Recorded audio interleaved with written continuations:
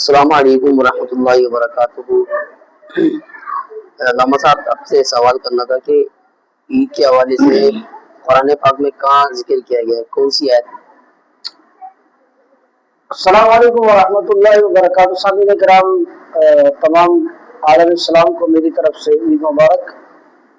اور سوال یہ کیا گیا ہے کہ قرآن مجید قرآن حمید میں عید کا ذکر جو ہے وہ کس جگہ پر ہے؟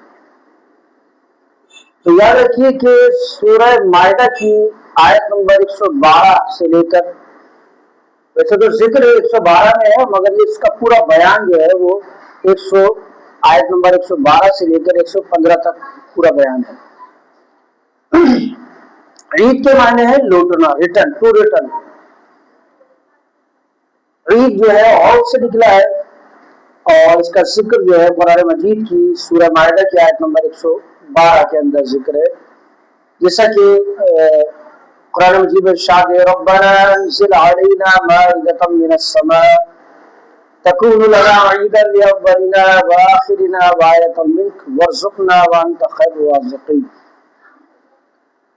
تو واقعہ کچھ اس طرح سے کہ حضرت عیسیٰ علیہ نبینا علیہ صلاۃ والسلام کی قوم نے آپ سے سوال کیا کہ عیسیٰ روح اللہ علیہ صلاۃ والسلام، آپ اللہ تعالیٰ سے ہماری دعا کیجیے کہ وہ ہم پر آسمان سے دسترخوان نازل فرمائے تاکہ ہمیں یہ یقین ہو جائے کہ آپ جو باتیں اور جو پیغام ہمیں اللہ کا دے رہے ہیں حقیقت میں وہ ایسا ہی ہے۔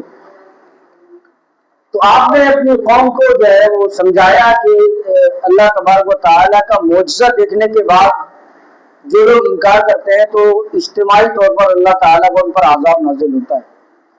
لہٰذا انہوں نے اصرار کیا تو آپ نے دعا کے لیے ہاتھ اٹھا دیے اور اللہ کی بارگاہ میں عرض کیا ربنا انزل علینا مائدہ، اے میرے رب، اے ہمارے رب، انزل علینا، ہم پر اتار، مائدۃ من السماء، مائدہ دسترخوان کو کہا جاتا ہے، آسمان سے دسترخوان کو اتار، یعنی کہ وہ خالی دسترخوان نہیں تھا خالی، بلکہ انواع و اقسام کے کھانے جو ہیں اللہ رب العالمین نے اس دسترخوان میں چنے تھے۔ تو انزل علینا مائدۃ من السماء تکون لنا عیدا لاولنا وآخرنا، تو وہ جو دسترخوان جو اللہ کو اتارے گا، وہ دسترخوان کا اترنا ہمارے اگلوں کے لیے بھی عید ہو جائے اور پچھلوں کے لیے بھی عید ہو جائے۔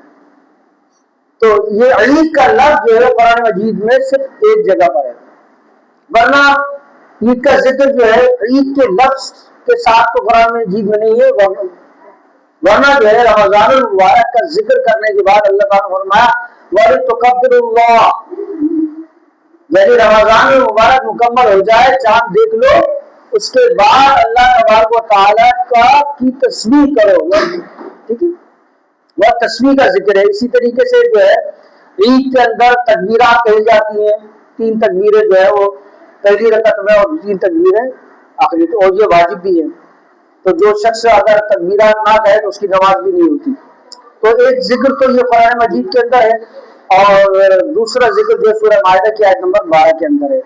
اللہ تعالیٰ سب کو عمل کی توفیق عطا فرمائے۔ سامعین کرام، ویڈیو پسند آئی تو چینل کو سبسکرائب کیجئے، ویڈیو کو لائک کیجئے اور کمنٹ سیکشن میں عید لکھیے۔